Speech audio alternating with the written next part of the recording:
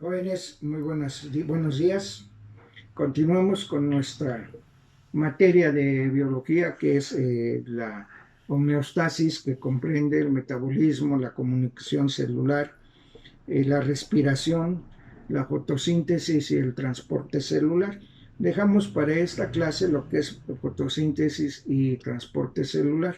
Fotosíntesis, pues ya tienen ustedes una idea amplia de lo que es, pero vamos a añadir algunos otros conceptos de lo que es la fotosíntesis. La fotosíntesis es una ecuación en la que se utiliza el dióxido de carbono como material de desecho, que es producto del metabolismo celular y que es un gas venenoso para la vida, y que las plantas, como organismos autótrofos, la absorben para convertirla en alimento y en oxígeno como producto final del metabolismo de la fotosíntesis. Ya sabemos que el dióxido de carbono se une al agua de la naturaleza con la ayuda de la luz solar, de la energía luminosa del sol, y la clorofila de los vegetales verdes se transforma en glucosa y como producto final oxígeno. Esto es lo que es la fotosíntesis, pero esto es lo que es la ecuación. Y sabemos que esta fotosíntesis se puede definir como la transformación de la materia inorgánica, que es dióxido de carbono y agua, en materia orgánica, que es la glucosa, como alimento.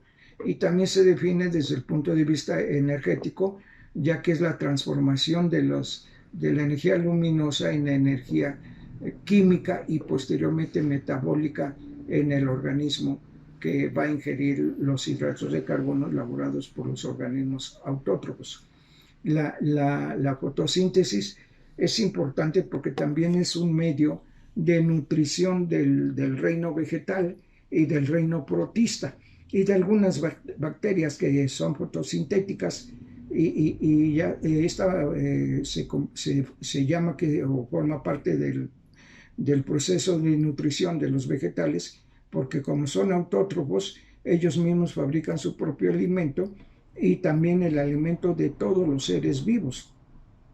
Si nosotros fuéramos a una comunidad, porque así es el término correcto, ecológica, donde hay un bosque con infinidad de vegetales, de árboles vegetales, ahí vemos que es un ecosistema, no en miniatura, es un ecosistema autosuficiente, porque ahí encontramos en ese bosque cantidad de seres vivos, insectos, roedores, aves, bacterias, y todos se alimentan precisamente de los organismos autótrofos.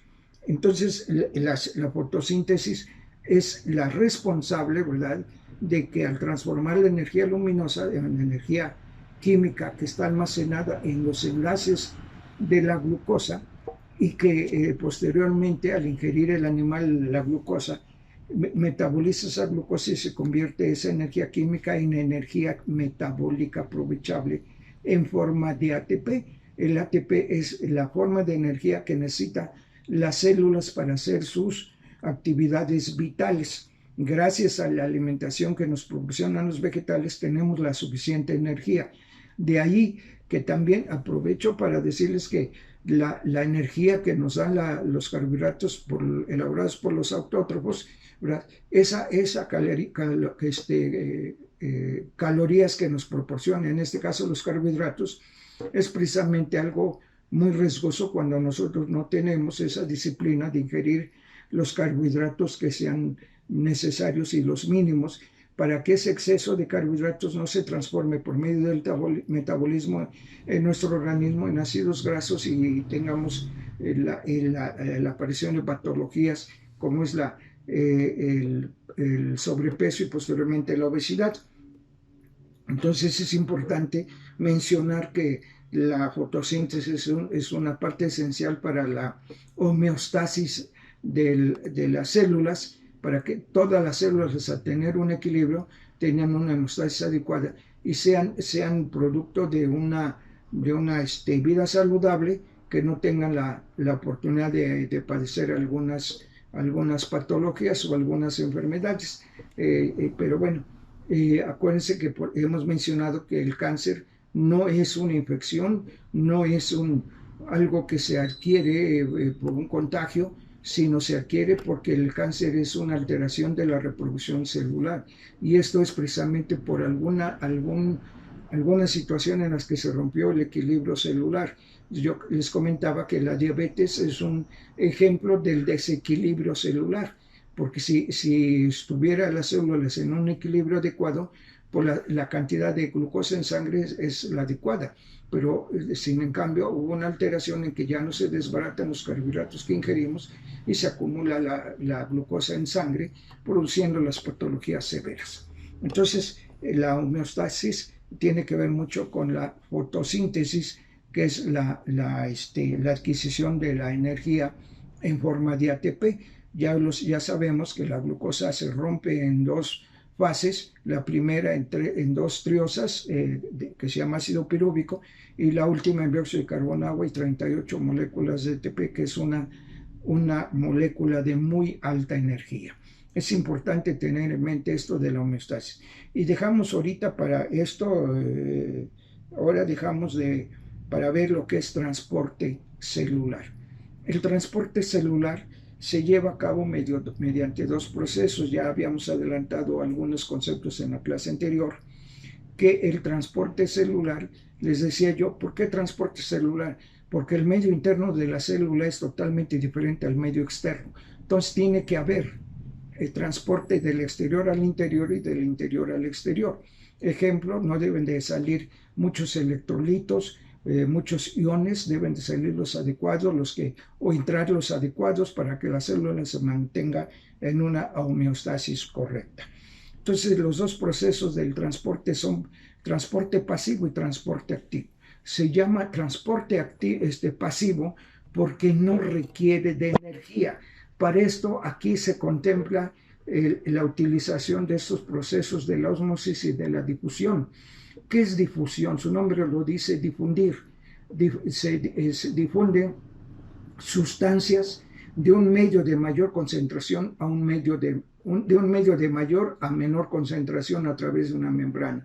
Y esto es por únicamente la energía cinética de las moléculas. Acuérdense que en toda reacción química existen solo dos tipos de energía cinética y energía potencial. En este caso, el transporte pasivo no requiere de energía. Un ejemplo de difusión, ya lo comentábamos, es cuando el oxígeno y el dióxido de carbono difunden. El oxígeno difunde de la atmósfera a las células. Nosotros respiramos oxígeno o aire por las fosas nasales, pasa a la tráquea, ¿verdad? A los bronquios y de ahí a los pulmones y a los alveolos, en donde es absorbido por la sangre y llevar este oxígeno a través de la hemoglobina de los glóbulos rojos a todas las células, a todas las células llevan oxígeno. Cuando la célula recibe oxígeno, su metabolismo celular se forma dióxido de carbono. El dióxido de carbono difunde en sentido contrario al oxígeno, difunde de las células hacia la atmósfera. Nada más para platicar cómo difunde, qué dirección lleva el dióxido de carbono. Primero vamos a mencionar cómo difunde el oxígeno. Nosotros respiramos, les decía yo, por las fosas nasales, el aire pasa a la tráquea, a los bronquios y llega a los alveolos y se absorbe por medio de la hemoglobina, se adhiere para llevar el oxígeno a todos los organismos. Este oxígeno que es captado por los pulmones, ahí mismo se lleva a cabo la transformación o más bien la adherencia del oxígeno a la hemoglobina. Ya la sangre oxigenada llega al corazón izquierdo. Ya explicábamos anteriormente por qué se llama corazón izquierdo, porque el corazón es una cámara hueca o una cámara, llamémosle hueca, es un músculo hueco compuesto de 4 cavidades, 2 superiores, 2 inferiores y 2 mitades, derecha e izquierda. A las mitades se le llama corazón izquierdo, corazón derecho. El corazón izquierdo, ahí es donde llega la sangre con oxígeno, es bombeada a una arteria de gran tamaño que es la aorta, y esta se va ramificando para llegar a todas las células. Entonces esa es la dirección de la difusión del oxígeno. El oxígeno es en sentido contrario porque sale del metabolismo celular, es captada por las venas las recogen, se formen cada vez más gruesas hasta terminar en dos vasos sanguíneos muy gruesos, que es la vena cava superior y la vena cava inferior, que desembocan en el corazón derecho. Ahí pasa al ventrículo y es bombeada por una arteria venosa que llega a los pulmones para que ahí esa sangre venosa pierda el dióxido de carbono y capte oxígeno. A este proceso se le llama hematosis. Bien, entonces la difusión es eso, difunde de un sentido a otro. Y la ósmosis es el paso de agua. En el caso de la difusión es el paso de sustancias. No especificamos que si es agua es otra sustancia. Pero en el caso de la ósmosis es el paso de agua de un medio de mayor concentración a uno de menor concentración, y no requiere de energía en forma de ATP, solo la energía cinética de las moléculas. Así es como difunde las sustancias en el caso de la ósmosis y la difusión. Y ya el transporte activo se llama activo porque así ya requiere energía en forma de ATP. Comentábamos que el ATP es la molécula de alta energía y que se requiere para la función celular. En este caso del transporte activo sí requiere energía de forma de ATP porque va a actuar en contra de los gradientes de concentración. ¿Qué es un gradiente de concentración? Decía yo, es a la inversa de la ósmosis. El transporte activo va a transportar sustancias o agua de un medio de menor a mayor concentración. En el caso de ósmosis, por lógica, si hay mucha agua de un lado de la membrana, pasa al otro lado donde hay poca agua, las moléculas difunden o se lleva a cabo la ósmosis. Pero en el caso de que haya menos agua en un lado de la membrana y sea necesario que pase agua de un medio de menor o sustancias de un medio de menor concentración, no puede solamente con la energía cinética, no se puede porque, por decir, se encuentra con la barrera de una solución de alta concentración, entonces sí requiere energía para que literalmente empuje las moléculas al lugar donde hay mayor concentración. Eso es lo que se llama transporte activo. Y este transporte lo lleva a cabo las células a cada momento de nuestra existencia. Ejemplo, les decía yo, en el caso del transporte del metabolismo de la glucosa, comentábamos que cuando nosotros ingerimos carbohidratos se convierte en glucosa y esta glucosa en la sangre.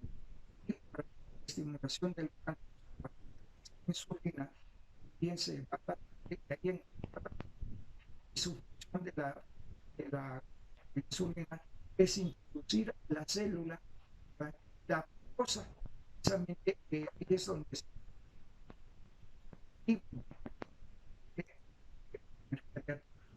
parece que la molécula de adenosina.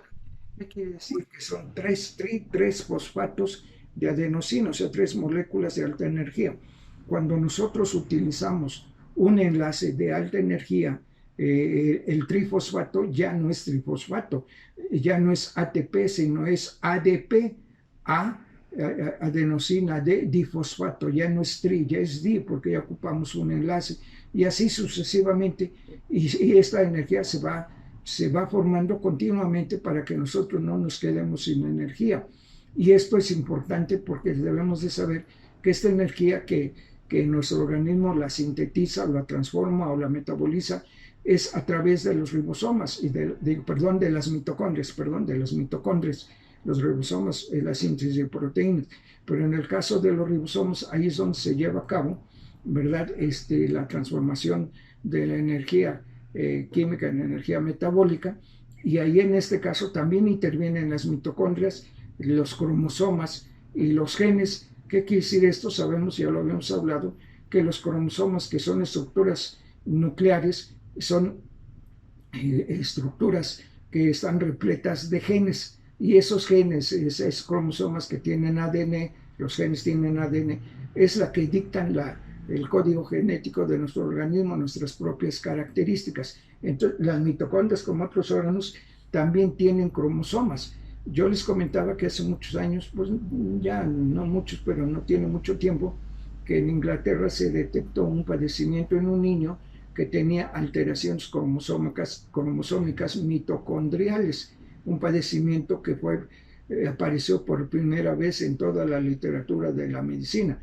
Fue un problema, ya no seguí esa situación, pero es un ejemplo de que nuestro organismo es una de las, yo lo entiendo, es una de las obras perfectas, ya sea de la creación o de la evolución, porque es un organismo que todo se hace automáticamente y de una forma, por decir, rápida. Si algún reacción que se lleva a cabo en el organismo la podemos llevar a cabo en el laboratorio. Nada más que en el laboratorio una reacción química tarda mucho tiempo y dentro de nuestro organismo se hace casi instantáneamente. Entonces, a grandes rasgos, eso es lo que es el transporte celular. Ya, al hablar de transporte, todo nuestro organismo necesita de transporte. Habíamos ejemplificado el transporte de la glucosa al interior de las células.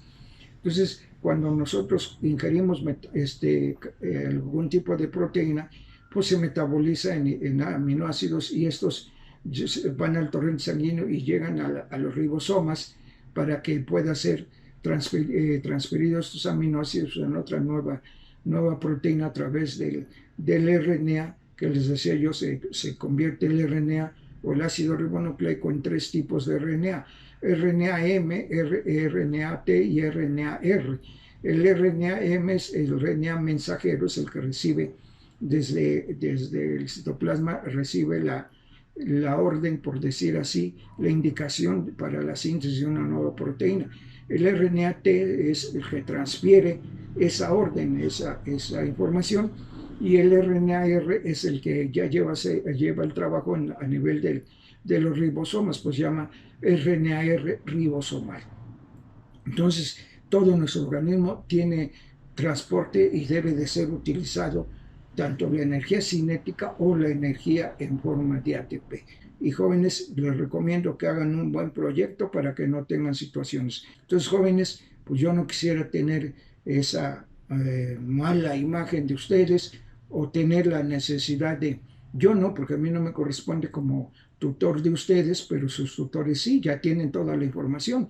Entonces, jóvenes, tengan mucho cuidado y si no hay alguna duda, si lo hubiera, pues me la hacen llegar para que tengamos la oportunidad de aclarar esas dudas o comentarios y tengan la oportunidad de hacer un proyecto de la mejor forma, o como se dice en tiempo y forma, y no tengan problemas con su calificación. Si no hay algún comentario, jóvenes, pues muchas gracias. Nos vemos en la próxima. Que tengan un excelente día.